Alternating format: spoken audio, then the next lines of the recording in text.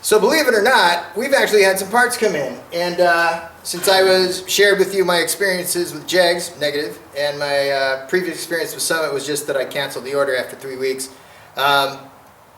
this came in real quick. All right, so this is I'll get into what's going on in a second, but let's just say I ordered this on a Tuesday night from Summit, and it was on my porch Thursday morning. And they told me I probably wouldn't see it till sometime in July at the time I placed the order. So hats off to Hedman, because I believe this was drop shipped, or maybe they found one in the warehouse and got it right out. But that was less than a 48-hour turnaround, so good job, Summit Racing. And the coolest thing about what I ordered is, what's that say right there? Yeah, I wasn't expecting that, because this was my cheapest option.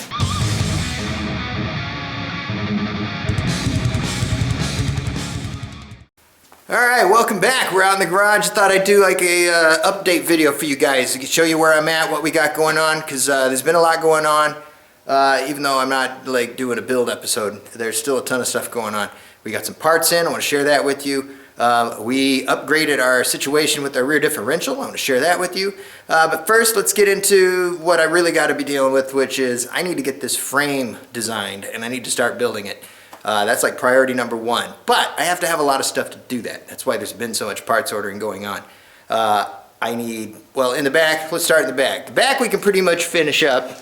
And here's what we got going on. So we got the other wheel well cut out, and we got the tires set in here. And like I've been telling you guys, I'm trying to save the bed floor as much as possible. So it looks like 4 center ribs is what we're going to be able to keep. And what that's going to look like is this. Basically about 17 inches of clearance, a little less than 17 inches between the wheel wells. So that's what we're going to end up with in the back of the truck at some point, is this look. So we've got it in there. I've got the tires set basically where I think I want them. Get that out of your way. Get down here where we get a little better shot at it. All right, hang on. Got it. All right, there we go. All right, so I've got the tires about where I think they need to be as far as how they're located in the wheel well. I could push them in a little farther and get an even deeper look as far as more like a funny car. But being it's a slab-sided vehicle, that's pretty good. I think that's good. I could pull it in a little more. The biggest problem with this truck is it's really narrow. So pulling them in anymore might not look good. But I'm going to double check that before I make any final decisions. But for right now, what we've done is I've got both tires in the same exact spot on both sides of this truck. I've got what I believe is enough tire clearance, especially because if we really needed to, as you can see here, we can always pull that out about a ½ an inch when we're lining up the bed and give ourselves some more room if we really needed it. But I think that'll be enough, especially if we trim those lips a little bit. But like I said, I'll move these in a little more later and take another look at it, but we're already pretty narrow. So I got my measurements here, and basically what we're going to do is I got to leave enough clearance for not only these tires, but like we were talking about before, if these tires grow a little bit because we go to a 15, I got to leave like an extra 5/8 of an inch there for that. So we can do that. I did my measurements. It's going to be a pretty narrow frame. It's probably going to be 21 inches or so outside to outside, so it's a pretty narrow frame. But as long as we triangulate it properly, it should stay stiff enough to do its job. The narrower things get back here, the closer together your shocks get, and the more they start acting like a single shock in the middle, as opposed to controlling the body roll as well. But we got lots of ways around that. So anyway, that's what we got going on there. That also lets me, once I do finalize this look, that gives me my measurement to start ordering parts to do the rear diff. So let's talk about that for a second. So if we come over here, we've got a new diff housing. That other one I had was, junk, as you know. So hang on one second here. All right. So this diff housing is a Chassis Works, which is Chris Alston Chassis Works. This is what they call a Fab 9 rear end, and I was able to get this housing. Usually they come like part of a kit, but I was able to get this used at a really good price. And it's a bad boy. It's plug welded, it's fully welded in this area, it's fully welded on the inside. here with another support plate, so it's welded in 2 spots all the way around the tube, plus the plug weld. And these tubes are really thick. If you can see that, I don't know, it's like, that's a 1/4 inch wall, which is really nice. So this thing's, that thing's pretty cool. So now that I have measurements, I can start figuring out where I'm gonna have to make my cuts on this thing.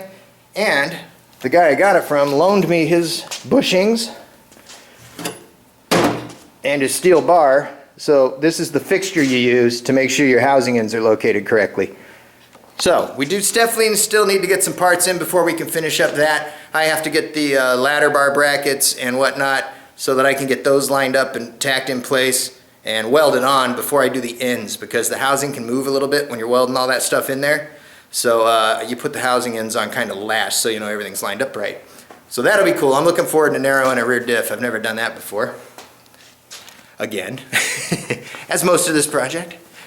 And then up front here, what we got to do is we got to start looking at getting a frame up here. So I can't just design a frame in the back. I got to design the frame for the whole vehicle, and it's kind of a priority.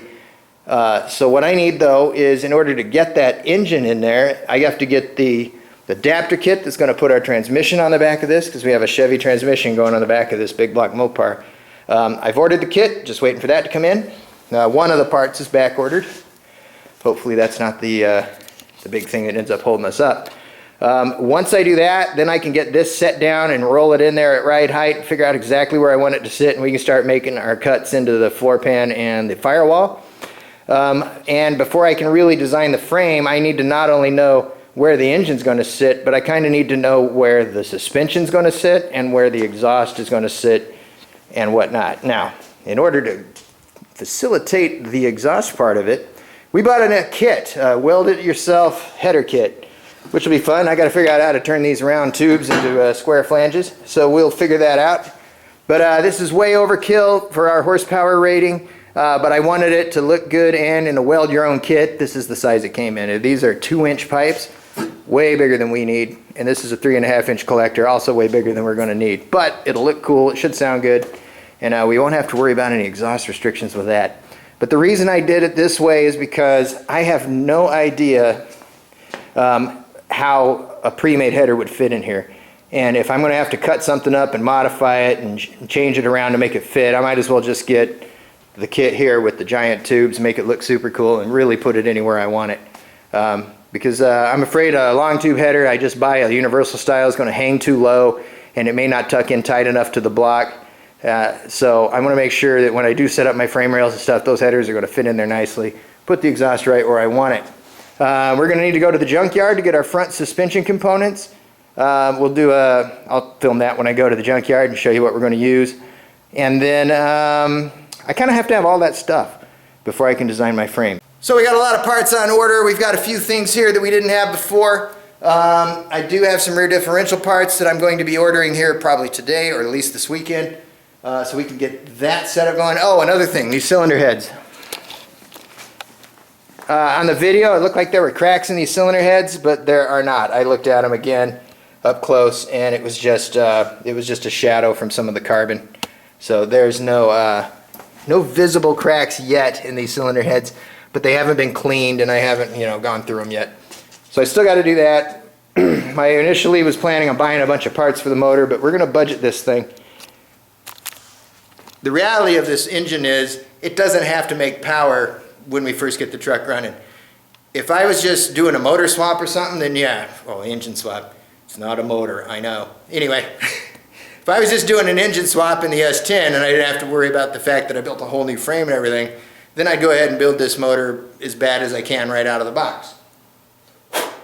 Stupid fly was biting me.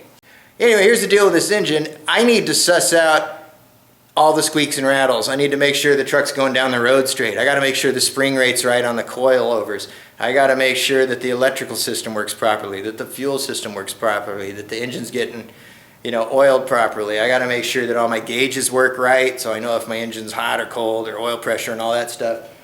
I got a lot of things to sort out because we're doing everything custom. So engine doesn't have to be badass right off the bat, but I don't like buying parts twice for the same motor either. So we'll probably do a fairly mild build. I found a really good price on a camshaft that should make the truck at least sound really good. And as long as I can find some carbs and get them working on that tunnel ram with the low compression we got going here, I'm not going to go crazy on this right now. I was almost pulled the trigger on a stroker kit, but I don't want to spend the money on it, especially because, you know, getting the motor, souping up the motor is something I can do once the truck's sorted out, is what I'm trying to say. And maybe by then, you know, we'll have a better budget to work with. So we'll see.